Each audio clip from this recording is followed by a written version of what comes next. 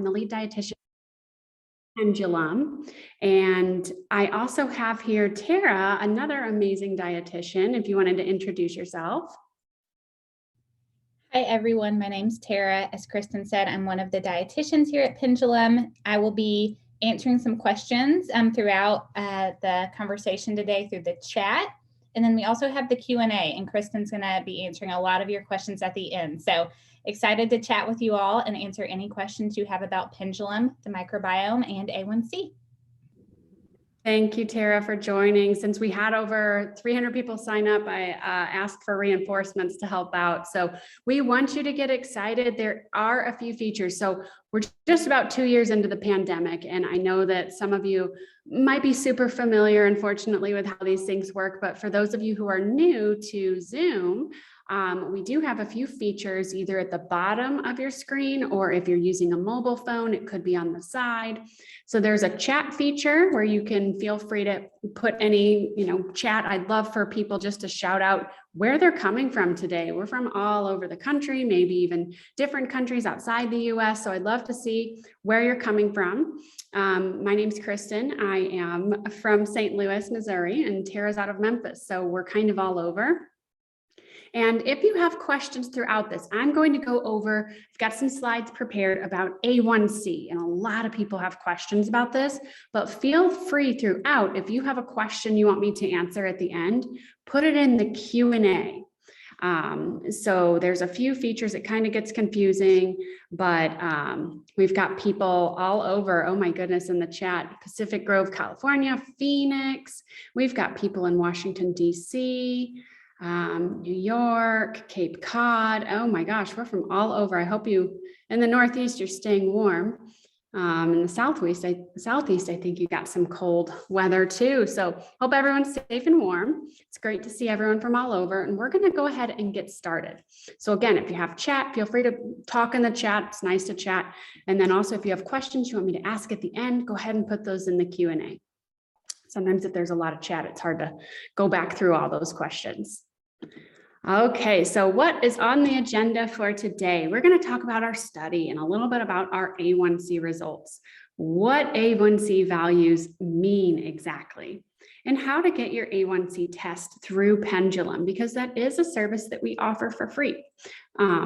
Healthy eating for the microbiome. Of course, as a dietitian, Tara and I get questions all the time about healthy eating for the microbiome, so we are going to go over that.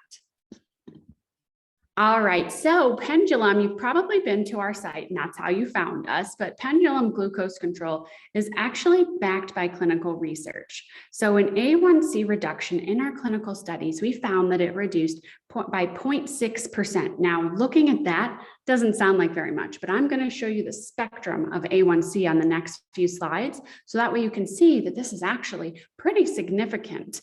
If you're going from something like 7 to 6.4, that's a really good decrease. It also showed meal-related blood glucose reduction of 32.5% decrease. Now that number looks a little bit better compared to the 0.6, but they're on different spectrums. So what this means is after you eat a meal, your sugars go up, right? That's just if you're eating carbs, some protein, a little bit of fat. We're going to talk about that a little bit, but it showed by taking Pendulum glucose control in people with type 2 diabetes, it did help with these spikes after you eat, those post-meal spikes. All right, so I mentioned that A1C, the 0.6% decrease, and a lot of people say, oh, well, that's not a lot. But this is basically what the spectrum is. And we have here, so people without diabetes, under 5.7, if you know your numbers, it's always good. And the American Diabetes Association just changed their guidelines to make it to where now they're recommending that people age 35 and up get their A1C tested instead of 45 years of age and older. And this is just really preventative. And because unfortunately we're seeing diabetes, a lot more frequently and a lot younger. So this is a good thing. It's going to help with prevention, but it's good to know those numbers. And like I said, so if your A1C, if you have those numbers handy, if it is 5.6 or under, you're going to be in that diagnosis with no diabetes or prediabetes. If it's 5.7 to 6.4, that's going to be the prediabetes range. And then 6.5% or higher, that'll put you in the diabetes range. Now, this chart here below, this is estimated average glucose. So if your A1C is 7, and if you are somebody who checks your sugars in the morning and you know that a little bit better than A1C, if your A1C is 7, that means that on average, your glucose is 154 milligrams per deciliter, and it increases over time. So you can see that. There is a calculator that you can kind of check this out online on the American Diabetes Association website. So feel free to take a peek at that. Say if your A1C was 7.4, 7.5, it would land somewhere in here. So with that, if you were taking, pendulum glucose control in our study, we saw 0.6% decrease. Let's say you were 7 and you went down. So that would mean that you have diabetes, and you saw that 0.6% decrease going down to 6.4 would put you in a whole different category. So it is a significant decrease, even though it might not look like it from the outside looking in. And a lot of people have great questions on this, and these are the recommendations from the American Diabetes Association. So I always recommend talk to your doctor about what your goals are. Let's see here. I think, Ginger, do you have a question? Someone's raising their hand. Maybe not. Okay, it went away. If you have a question, feel free to put it in the Q&A, and I'll be happy to answer it. Okay, so here at Pendulum, you do receive an A1C test. So if you're someone who you're not sure what your A1C is, or your doctor doesn't measure this for you, we do have full faith in our product that we do provide this for free for your first time, and if you qualify thereafter. So how this happens is if you purchase Pendulum Glucose Control, you'll receive an email with instructions for an at-home kit. So easy, so much better than having to make an appointment, go in, especially during a pandemic. I've had a lot of people say I'd rather have something at home. So we make it really easy. And when this will be every 3 months as desired. And we're going to talk about the frequency of getting this test done in a little bit. All subscription members are eligible for this service of the first test. And then where? At home. You could do it in the kitchen, the living room. It's super easy. Do have to take a little prick of your blood, which some people aren't too fond of, but I always say it's better than going and getting a whole tube. You'll be mailed a kit that you will take at home, and then you easily mail it back for the results. It's a pretty seamless procedure.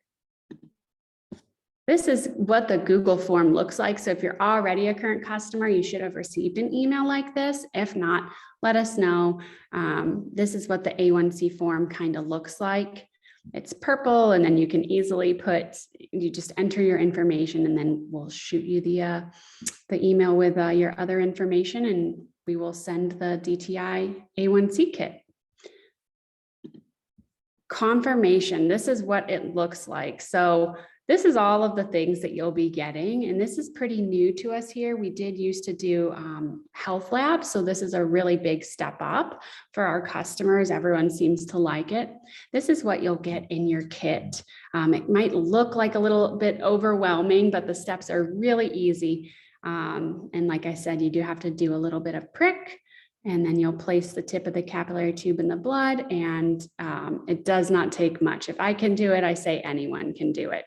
And we can always provide you with that USPS tracking information for items. So what exactly affects your blood glucose? A lot of people just think it's food, but it actually is a lot more than just food. We've got some things here that increase it. Carbohydrates, now that's a little bit more quickly, depending on the type. Fat and protein, which also protein can stabilize it. So that makes it super confusing for people.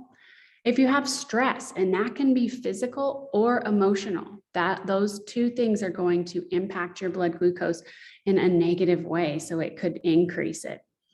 Physical activity can sometimes increase your blood glucose, crazy as it seems. It's not a bad thing. Overall, it's going to help it. See here, we've got physical activity under decrease as well. Certain medications, so things like steroids, if you're on a steroid, that's going to make your blood glucose levels go up a little bit. Lack of activity definitely can increase your blood sugars. Dehydration, menstrual periods, poor sleep, the dawn phenomenon, when your sugars go up super high in the morning. Some people are just more susceptible to having that. Alcohol and caffeine. Now, decreases some diabetes medications, of course, diet changes or under eating certain macros. Alcohol also can decrease it. So it can cause a steep raise in your blood glucose, and then it can decrease it because your body's making up for that steep increase. Then there's a combination. So some things that can increase it or decrease it. We have this listed here. So fortunately, this means that your A1C levels are not set in stone. You can change it. And how does food affect blood sugar? So we all know that carbs are always looked at as the bad guys on the block, but we'll talk a little bit about that later. And why some carbs are actually good for your blood glucose levels. So you can see here that your fasting blood glucose levels are on the bottom, and then your blood sugar is here on this axis. And when you have carbs, it shoots it up pretty quick, and then it goes back down, kind of like a roller coaster. You don't want to be on this big hill, right? Protein can sometimes make it go up because proteins turn into glucose and then go down, and then fat doesn't impact it that much. So adding a fat or a protein to your carb can actually help stabilize your glucose. Nutrition and A1C. Carbs have the greatest and most immediate effect on blood glucose, not fiber, which we're going to talk about. So fiber is a type of carb that doesn't impact our blood glucose, and it also feeds the gut microbiome, which we'll get into a little bit. And everyone has different needs, so they vary from individual to individual. And here at Pendulum, we have a team of dietitians. So we've got Tara here, we've got Jen, we've got Chandler, and we do one-on-one nutrition coaching calls that are going to be opening up here pretty shortly again. They were in pretty high demand, so had to put them on pause for a minute, but these girls are great. We love talking to you all and helping you. So if that's something you're interested, please be sure to let us know. We've also got meal plans that are helpful. Some people don't want to talk one-on-one, and that's totally fine. We have meal plans, we have boot camps, we have all sorts of stuff that we can help with nutrition because it's a little bit tricky. There's a lot to it, and we're happy to help. So how many carbohydrates do you need? I get asked this question a lot, and it's largely determined by your age, your gender, your body size, so your height and weight, also physical activity. Appetite, hunger, and goals also really play a role. So this is something that I can't just give you a number right now for all of you, and there's not like a general chart that I would recommend. Really takes a one-on-one assessment to help you come up with exactly how many carbohydrates you should be having in a day. So we talk a lot about fiber, and especially here at Pendulum, and this is the forgotten fruit, I like to say, but why do we talk about fiber? So it improves satiety. That means that it's going to make you feel fuller longer. And you can see here all the beautiful foods here. Popcorn's actually a whole grain. That's a good alternative for things like chips or things like that. Aids with digestion. So depending on the type of fiber, it's going to help slow things down or speed things up, depending on what you're looking for. It also delays the absorption of sugar. So think of fiber as like a gel that lines your intestine. And when the sugar goes through your intestine, it makes it harder for the sugar to get through because it's that gel material. This is a good thing because it means your sugars aren't going to shoot up as quickly as they normally would have. It also, soluble fiber helps with cholesterol. So if that's something that your doctor has talked to you about, know that fiber can help with that. And most importantly, it feeds the gut microbiome. So here at Pendulum, we are all about microbiome nutrition. So the strains in your gut microbiome are going to be super happy that you're feeding them. It's going to help with the density of your microbiome and help when you're taking Pendulum glucose control. These strains get hangry if they're not fed. So fiber is really good for that. So how much should you have daily? Now, this is something I can give you because this is from the Institute of Medicine. So find your gender and your age here and make this a goal. And I always say go slow with adding fiber. If you are looking here to get 25 grams, if that's your range, and right now you're not eating any, don't go out tomorrow and have 25 grams of fiber, or you're going to be really mad at me because you're going to be in the bathroom probably, and you're not going to be too happy. Your body's going to be like, what is this? So I recommend going slowly, increasing it maybe by 5 grams a week and seeing how you do. And always when you increase fiber, increase your fluid. All right, so how many carbohydrates are in my food? Label reading. Label reading is a lot trickier than what you might think. So I always say, don't eat it until you read it. You want to really read the label and see how much is in the food that you're eating. So first thing to look for is the serving size and compare it to your actual portion size. So if you're having 1 packet, that's what the amount is. But if you're having 2 packets of whatever this is, I think it's oatmeal, then you would want to double everything. Don't look at the number here in parentheses. That's just how much it would weigh if you were to put it on a scale. So once you figured out the portion size, let's say you're having 1 packet of oatmeal, then go ahead down here and look at the total grams of carbohydrates. Don't mind this percent daily value. I don't really recommend looking at that. This is just if you're on a 2,000 calorie a day diet. So looking at the total carbohydrates, it's going to tell you 18 grams. And then the next step is looking at the fiber. So this has 3 grams of fiber, which is a good source. And the fun thing about fiber is that you can subtract the grams of fiber from the total carbohydrates, which is nice if you are a person who is counting your carbohydrates and wants to have a nice net carbohydrates. It's really a marketing term, but because fiber doesn't impact your blood glucose levels, you can subtract it. So if you're someone who's a counter and you're trying to keep it low, the more fiber you have, the lower it's going to decrease your total carbohydrates, which is nice.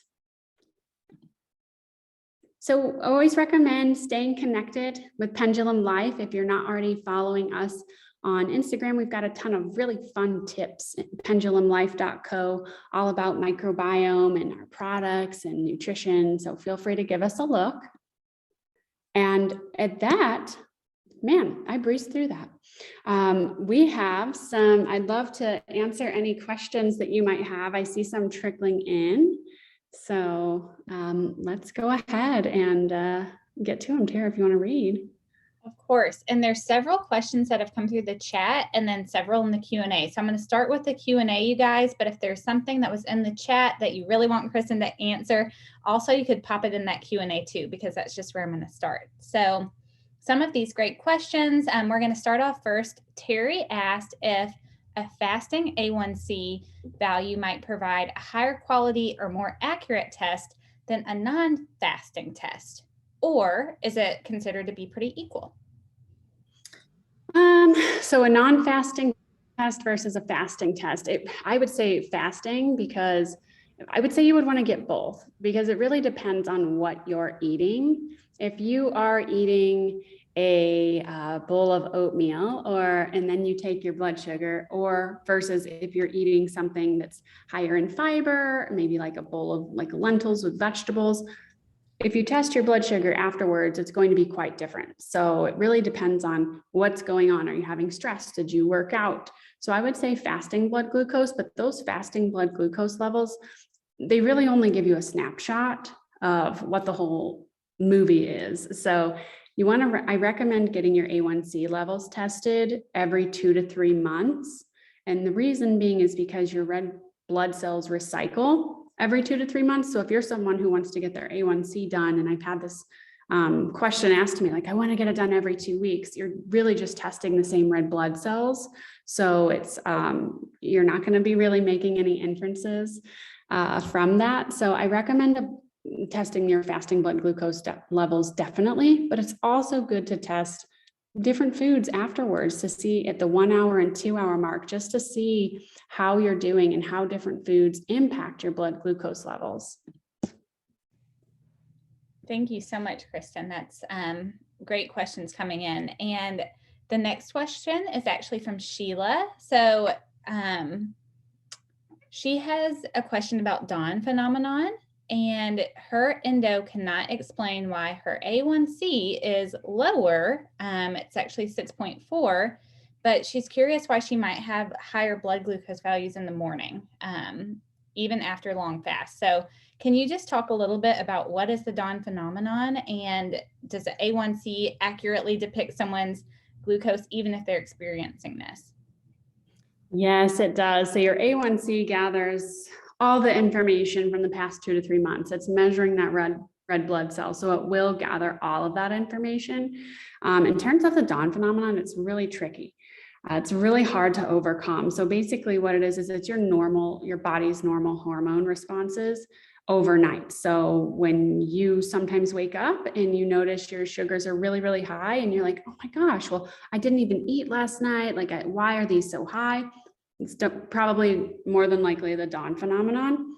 And so what I recommend with that is you've got to try different things. So you've got to try maybe having a fiber food before bed, maybe having a protein or a fat and the different combos, and track it. So see how you do with each different ones of those macronutrients, and see if putting any of those combinations together work. But definitely I would start with protein and then a fiber food is what I would recommend, because it's really, really tricky. And sometimes I actually have seen people who are fasting who see an increase in the morning, and people who fast like days at a time, for whatever reason, their sugars do go up. And I've looked into the research, and it states that basically like your body's overcompensating. So it feels like it's not going to get fed. So it's like, oh my gosh, Sheila's not feeding me. I've got to do something about this. So what it does is it pumps out more glucagon. Your liver pumps out more glucagon to make up for the fact that you're not feeding it. So it can have some people, it can have that reaction I've seen. That's a great answer. And Dan is actually, he responded, there's a great article that pendulumlife.com, our blog, we have blogged about this in the past. So if you wanted to check that out after the webinar, that would be great. So thank you so much, Kristen. You're not the only one, Sheila, that's experienced that. Other people are certainly right there with you. So another great question has come in, and someone, Corey, actually wants to know if pendulum glucose control is a good complement to metformin or a replacement. That's the first part of the question. Okay, so that's a great question. Actually, in our clinical trial, the results are based on people who were also on metformin. So you could say, yes, this is a very good complement to a metformin. I have had a few people reduce their metformin while they're on pendulum glucose control, but everyone, like, that would be something that you would need to talk to your doctor about, because we don't have clinical trials proving that, oh yeah, you can reduce this. It's just that, hey, used in combination, these are the results that we saw. Great. And Corey would also like to know, how would you compare pendulum glucose control to berberine, or maybe any other supplement? I would just add that. I think it's really hard to compare to those, just because with pendulum glucose control, you have the clinical trials and the clinical backing. And with things like berberine, I don't think there have been any clinical trials, just more people have seen results. And I would say if it works for you, great, keep doing it. But I would say definitely talk to your doctor about if that's something that you're interested in trying. That's great, Kristen. Thank you so much. I think that's great that you would always point people back to talk with their physician, just because we can only know so much about your health history and they really have that full picture. So wonderful questions, you guys. Keep them coming. I do have another question. Someone is curious about their A1C versus their fasting blood glucose. You might have already addressed this, but can you just kind of talk one more time about what the differences are? Why would that number in the morning maybe look sometimes different than their A1C is what they're curious about. Yeah, so your A1C is capturing all of it. So it's not just capturing the morning, it's capturing the afternoon, the evening, everything. So even if your sugars are, running really good whenever you do check them, if you check them one time a day, I recommend checking them at other times in the day to see kind of where your spikes are coming from and then altering what you're doing there. Because if they're great in the morning and you're like, gosh, why is my A1C down or still so high? We would need to figure out where exactly that's coming from. So wearing something like a continuous glucose monitor would be really beneficial because that tracks it every 5 minutes. So you'll be able to see exactly what's going on and you'll be like, oh yeah, I did eat that. So that's something that makes my blood sugars go up. And that might be why my A1C is so high. Awesome. Thank you, Kristen. We're seeing, and I can't say a name because I've seen so many names. So several people want to know this answer to this question. People are asking what is the difference between pendulum glucose control and our other probiotic, Akkermansia, and they also want to know if they can take both. Yeah, great question. So pendulum glucose control has been studied for glucose control. So if your objective here is to lower your blood glucose, our clinical trials back that. There are 5 strains in pendulum glucose control. And out of those 5 strains, one of them is called Akkermansia muciniphila.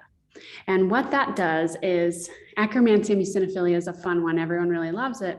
It helps to, think of it like Pac-Man. So it helps to eat the mucin lining on your intestines, which sounds really gross, but it helps to build up that lining and make it nice and thick.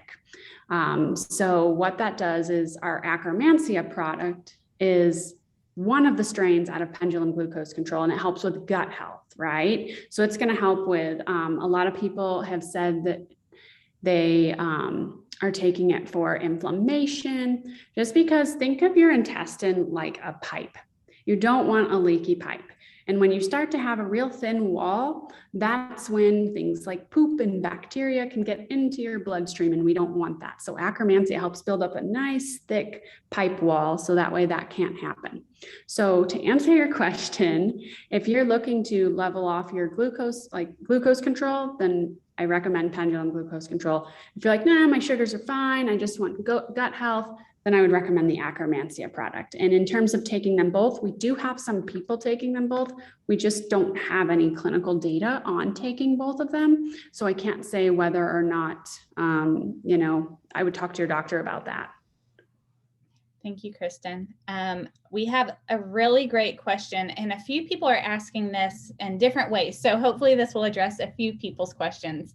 People are curious, what specifically are these strains doing in the body? How are these pendulum glucose control strains working on lowering blood glucose? Oh, I love this one. Okay, so I'm going to nerd out and get a little bit extra sciencey right now, if you're still with me. But so basically what these strains do, so let's say you take the pendulum glucose control. The 5 strains in there, what happens is it goes down through your stomach, your small intestine, and it camps out in your large intestine. That's where we want it to be. And what they do is they camp out, make a home. And when you eat fiber, it starts to eat the fiber too. It breaks it down because your body can't, and it feeds on fiber. And what happens then is it produces something called butyrate. And butyrate is a short chain fatty acid. And when butyrate is produced, that starts a process called GLP-1 inhibitors. That's another class of drug that's very similar. So when GLP-1 is stimulated, you're going to have 2 things happen. Number 1 is more insulin is going to be produced in the pancreas. And number 2, less glucose is going to be produced by your liver. So that's how it helps with blood glucose control. And these specific strains are the 5 strains that have been proven to be missing or lacking functionality in people with type 2 diabetes. That's why it's very different from if you go to the store shelf and you see, like, you're in Costco or Target and you see hundreds of probiotics, you're like, oh my gosh, I don't know what to do. I don't know which ones to pick. These 5 have been specifically sourced for managing blood glucose levels. So I hope I didn't bore you too much with that, but that's essentially in a nutshell how this product works. I was not bored, and I think from the questions we're getting, other people were not bored. Actually, someone added on, they said, and you did put your name. So Catalina, she shares that when she takes pendulum glucose control, she actually finds that it's helping with some GI symptoms.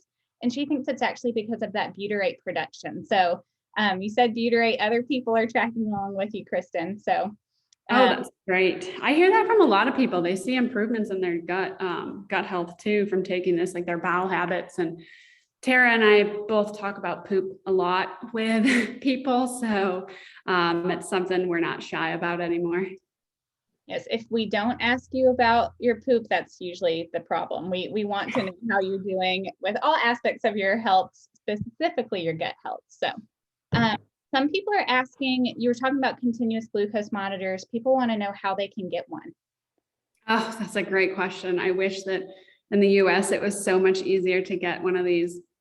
So you can talk to your doctor, of course, to get a prescription. There are also other companies that sell these to people if you don't want to get a prescription through your doctor. So things like NutriSense, that's a really good one to check out. Check out their website. They also, we here at Pendulum, we have a program for if you do have a continuous glucose monitor, and Tara actually leads this program. It's called the Amplitude program, but it's really teaching you, about your glucose levels, but that is something that, you have to have a CGM for. So if you don't, I recommend hitting up NutriSense.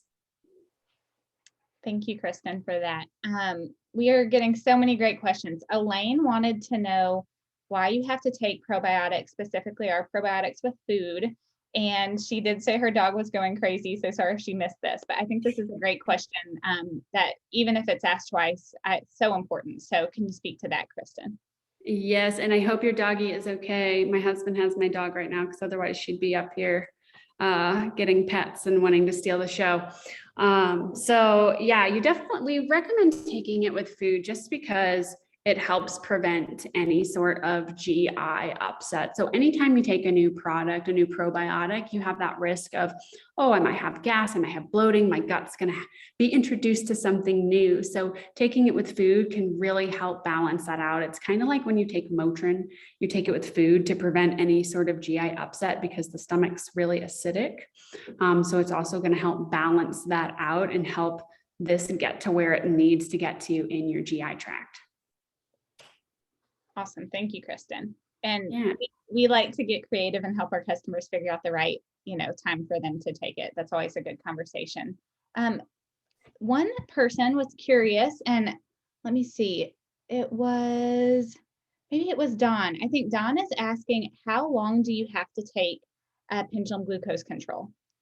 Yeah, so great question. I get asked this all the time. So there are 2 types of bacterial strains: colonizing and transient.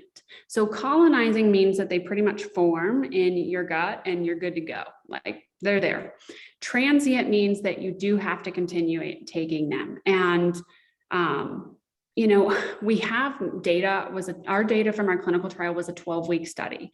And whenever we tested their stool from our participants 4 weeks after, 80% or more were starting to miss the strains already. Like they had already gone through and they were already dependent on it. And basically how I think of it is if your body is somehow missing these strains or lacking the functionality over time, like there are so many different things that can shape our microbiome.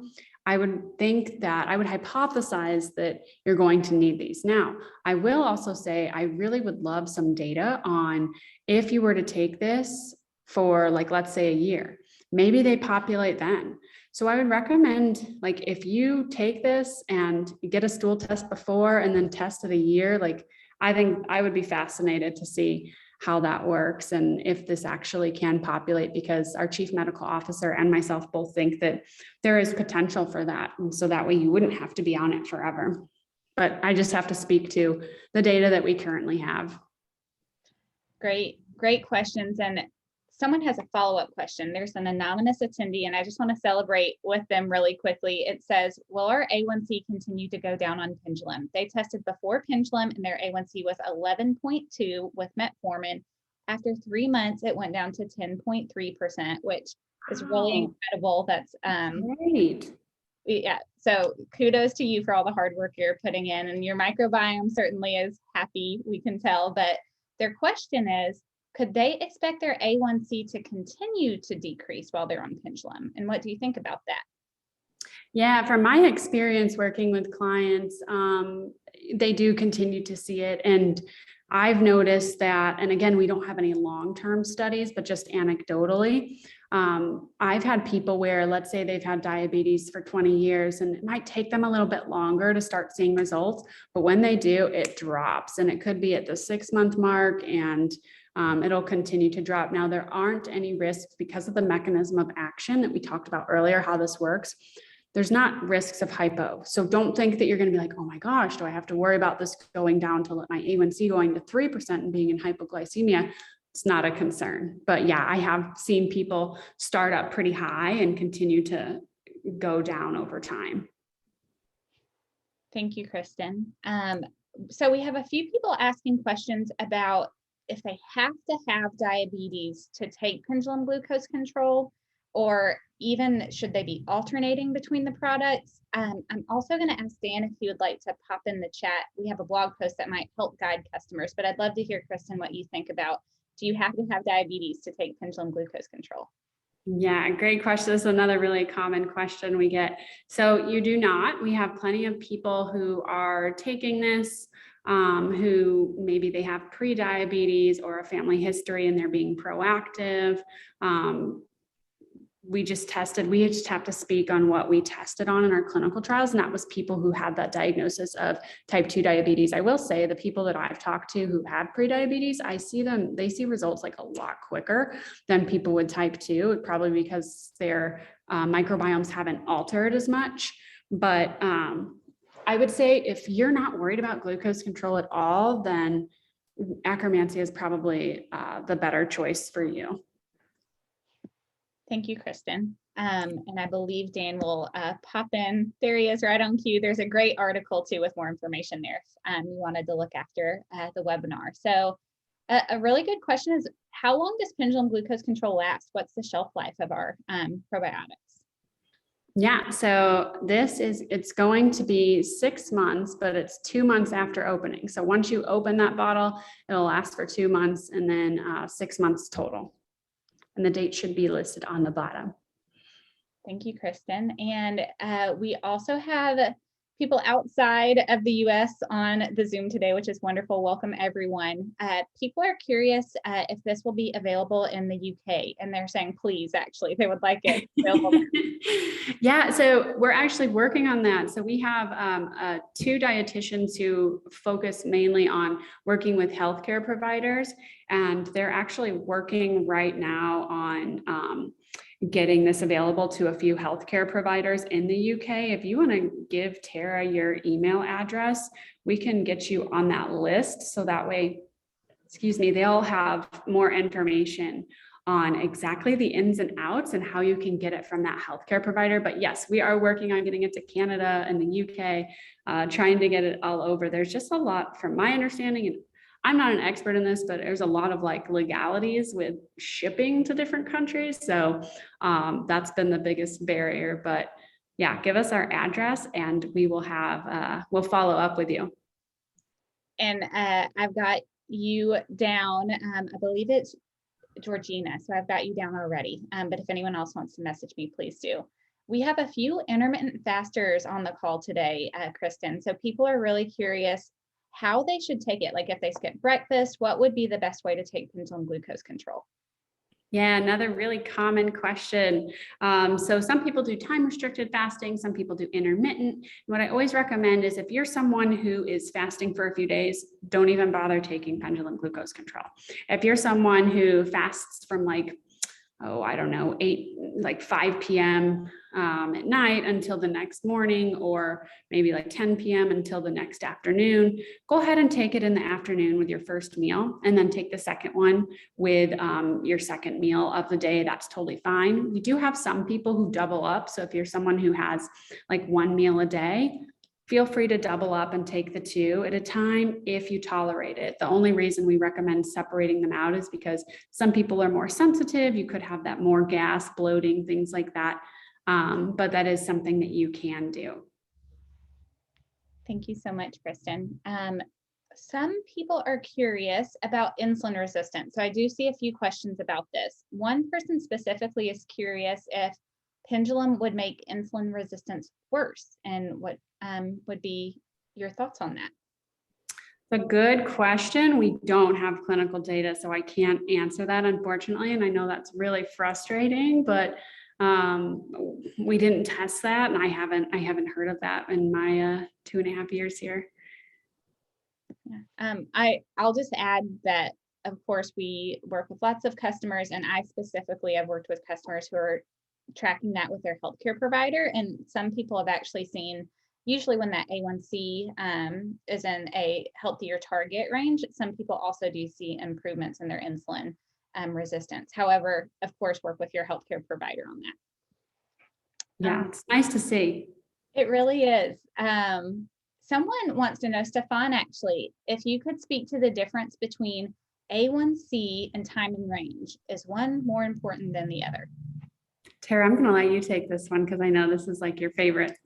Yeah, I'm a bit of a CGM nerd. As Kristen mentioned, I do love to help support customers in the program we have. So I would say one is not better than the other. However, the American Diabetes Association thinks that time and range is so important that they've actually included it in the standards of care now. 3 years ago, that wasn't the case. But A1C, as Kristen has said, it's measuring how much sugar is attached to your red blood cells. It's like on average. So imagine reading like the summary of your favorite book, right? And then time and range, it's truly telling you if your target range, and people have asked about what's my specific target range, work with your healthcare provider. But for most people with type 2 diabetes, in between 70 and 180, you want to be within that range most of the day. So that time and range is going to tell you truly how long during the day did you spend in your healthiest range. And your healthy range is different than my healthy range. It's different than Kristen's, because we all have different ones. But for example, it gets a little, again, nerdy, but your A1C, it could be less than 7, and you could be so excited and say, oh my goodness, I've worked so hard and I see these positive results. But what if your A1C was less than 7 and 20% of the time your blood sugars are in the 50s and 5% of the time your blood sugar is over 300? That might not lead to, really healthy positive outcomes for you. But if you're spending most of your time in between 70 and 180, that's got more positive health outcomes. So one's not more important than the other. I think they're complementary. But if you're wearing a CGM device, you should certainly be asking your doctor, what is my time and range? Is it improving? And start tracking that. Yeah, and I'll just add to that I'm seeing a lot more on time and range. And I truly think that more doctors will start to focus on time and range in addition to A1C. So that way you can really pinpoint. So really getting into the nitty gritty. Great, Kristen. Thank you for adding that. I agree with you 100%. So someone is asking if they could participate in a study at Pendulum. Specifically, they're curious about one with IBD. But can you speak to studies going on here, and what would people need to share with us? Yeah, absolutely. So we actually have, I think it's on our website now. It's a research participation. Could you drop that link into the chat? So that way, if someone's interested, they can fill out this really easy form right on our website. I think it's at the very bottom. And we have an amazing clinical coordinator, Marin. She is super sweet. She will be reaching out to you because I think there is one coming up for IBD. The link right there is in the chat. So highly encourage you guys to sign up for that, even if you're not ready right now, if you're interested in future offerings with Pendulum. Certainly, I would sign up. So one person is highly recommending levels with if they can't get a CGM. So thank you, Robin, for sharing that. She says she has found it's made tracking her meals so much easier while she's on Pendulum. So oh, that's awesome. Yeah, that is another really popular one. it is. And a lot of people, you were talking about carbs earlier in the presentation. So to bring it back to our favorite topic, Kristen, people are really curious, what would the right amount of carbs for them be? And several people ask, so how would you kind of guide someone in figuring that out? So the American Diabetes Association does not have any recommendations for percentage of macronutrients for carbohydrates. Typically, if I was in the clinical practice, I would recommend about anywhere from 30 to 40% of your carbohydrates based on a clinical assessment to be from carbohydrates. So let's say you have a 2,000 calorie a day diet. And that again can be assessed by your dietitian. Then you would take 30 to 40% of those. It's a lot of calculations. I'll just put it that way. So we do a lot of math as dietitians, and I recommend if you're interested signing up for, feel free to put your email in the chat if you're interested in a one-on-one nutrition coaching call. Where we can definitely calculate all this for you. So if you're on Pendulum glucose control, then you can definitely have that service free of charge. We'd be happy to help support you because it really is, as Kristen said, super individual to each person. So yes, and it's not on our website just yet. So this is like a sneak peek. So feel free to put your email in there and we'll email you personally. So we have some questions about with pendulum glucose control, are there any side effects to look out for? Someone's curious about specifically GI side effects. Yeah, great question. So I like to be completely transparent with this. And in our study, actually the placebo people had more GI side effects than with pendulum glucose control, which our chief medical officer, who's an endocrinologist, he said, I've never seen that. That's interesting, but you do have that risk. Like anytime you introduce your body to something new, especially a probiotic, you do have that risk of having GI side effects. They typically go away after a few days, after your body acclimates. Sometimes it takes a few weeks to acclimate. And I've noticed it more so in the little ladies. They have a little bit more sensitive tummies, but my dad, who's definitely not a little lady, he was like, yeah, I've gotten more gas and a little bit of bloating. And it went away after a week or two. So take it with food, make sure that you're taking it correctly with food and one at a time. And you can even decrease it to like every other day. If you feel like, oh my gosh, my tummy's really sensitive, that's fine too. But you do have that risk with any probiotic. Thank you so much, Kristen. And you guys, I'm scrolling through the chat now. I'm seeing some questions. Several people said they had to jump on late, or maybe they had to leave early, and they're curious if they'll see a recording of this or if they could get access to some of the information we talked about today. Yes, definitely. I will be sending out an email to everyone with the recording of this so you'll have access to it.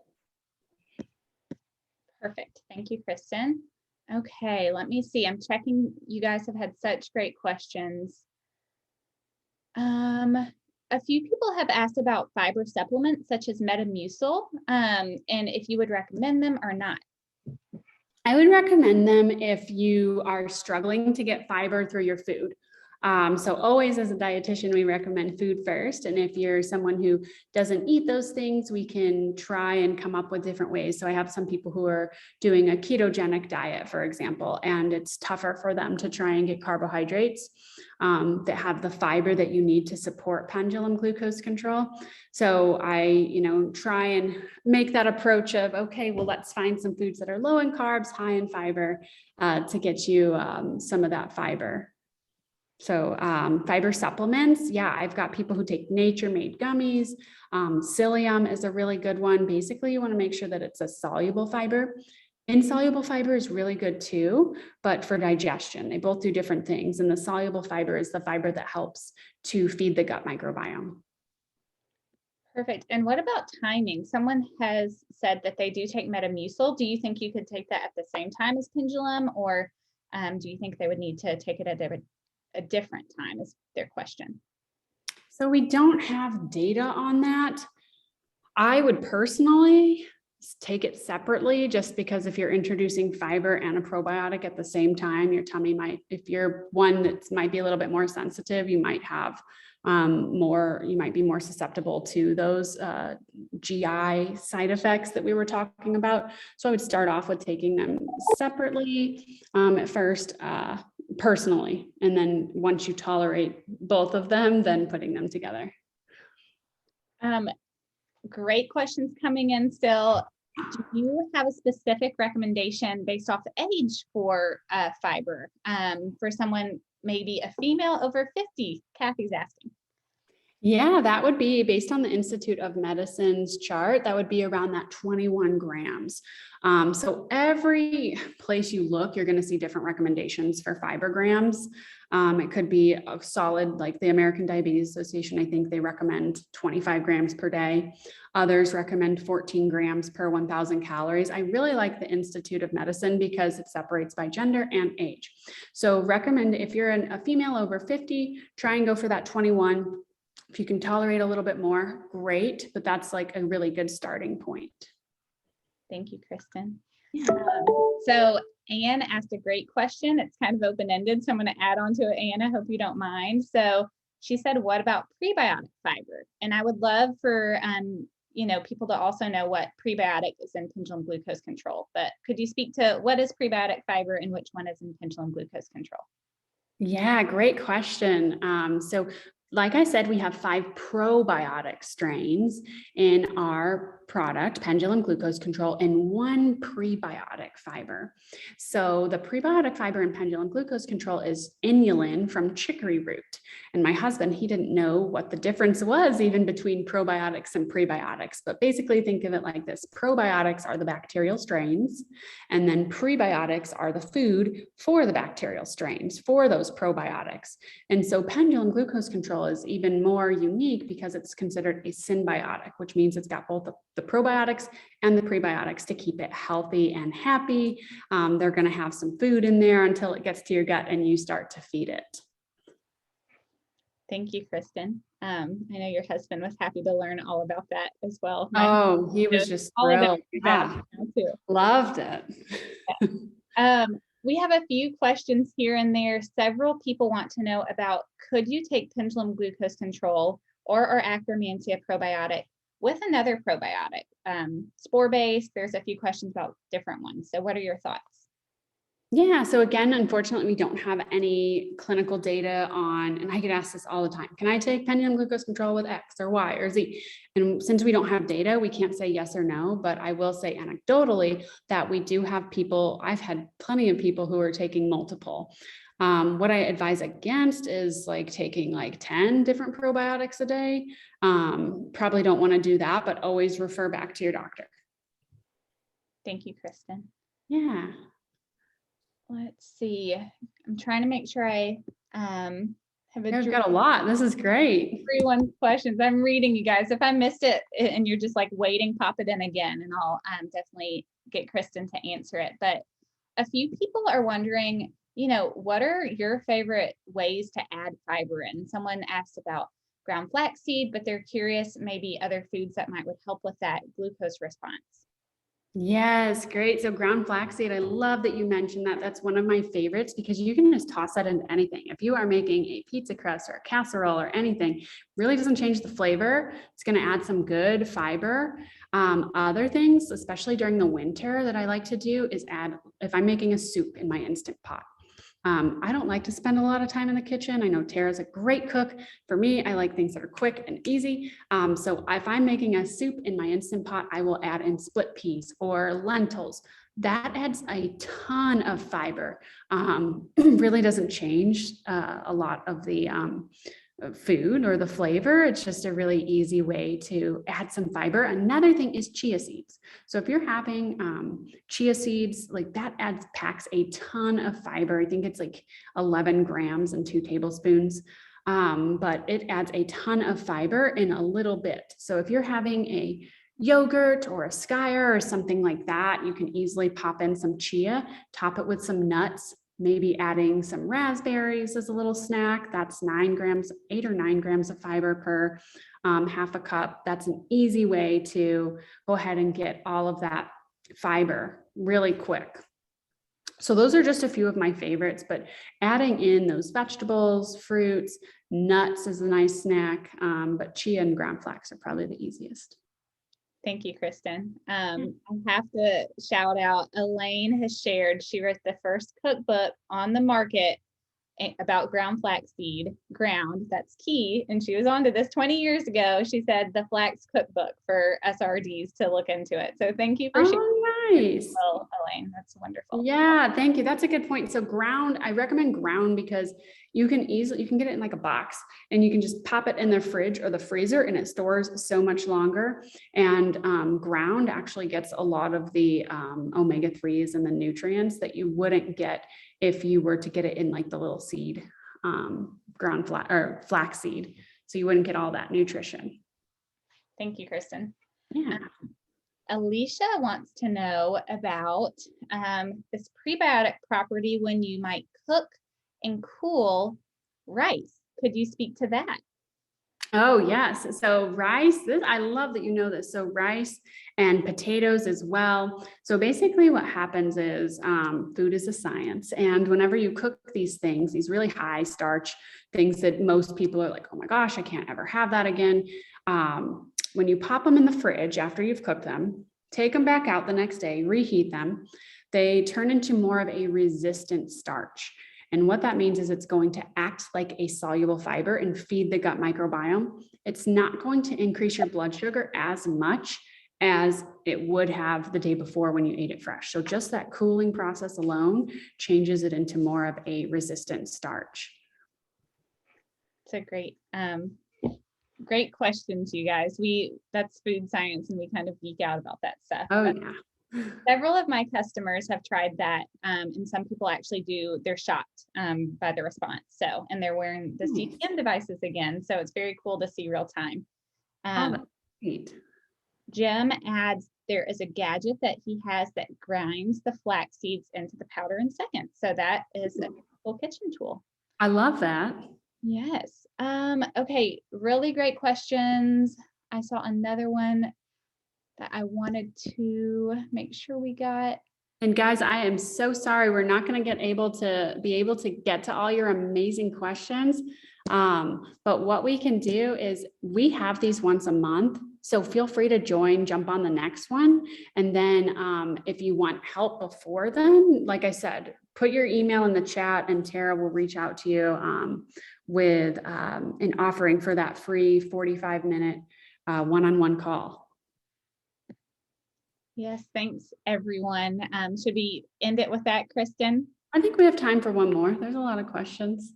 Okay, there are a lot of questions. And some of these, I'm just going to summarize really quickly. If you asked about a specific medication with Pendulum, we would just have to refer you back to your provider. So if I haven't addressed that, it's because we haven't studied it together, and we would love for you to talk with your healthcare provider specifically. There are some questions coming through about, do you have to follow a specific diet when you take Pendulum glucose control? I know we've talked a lot about great nutrition, so people are curious about that. No, we don't recommend a certain diet. And as a dietitian, I don't love the word diet. Feel like that's really restrictive and diets don't work. So we really focus on intuitive eating and seeing what works best for you. The one thing that's different about microbiome nutrition is that we really focus on fiber. So making sure that you're getting fiber and that you're getting enough. And like the biggest thing that I notice whenever I do my 24-hour recalls, so hey, like what did you have? Like what's a normal day look like for you? When I ask the people, what do you think's missing from here? it's always fiber, and they always are like, oh my gosh, like a light bulb goes off. So the big thing that we talk about is really fiber. And then also with Akkermansia, polyphenols have been shown to increase the amount of Akkermansia. So if that's your goal, we can talk about all sorts of different polyphenols like clove and peppermint that help with increasing Akkermansia in your gut. Amazing. And I see the question just came in, is the device called Natural Sense? It's NutriSense, N-U-T-R-I Sense. I think it's .io, the URL. You're correct. It's .io. If you Google NutriSense, it will definitely pop up. Yes. I do believe we're like seconds away from time. So thank you everyone so much. We really enjoyed the session today. Kristen, close it out for us. Yes, thank you so much, Tara, for all your help. And thank you so much for joining. This was fantastic. Love talking food, nutrition, all these questions. So hope you enjoyed it. I'll be sending out the email later today with the recording to you all. And Tara and I will work on getting those emails sent out to you, those of you who put the email in, with a link to schedule with us. And thank you so much, guys. Got your information down, Catalina. I see that last question, so don't fret. I've got you down. Thank you so much, guys. Hope you have a great rest of your day. Thanks, everyone.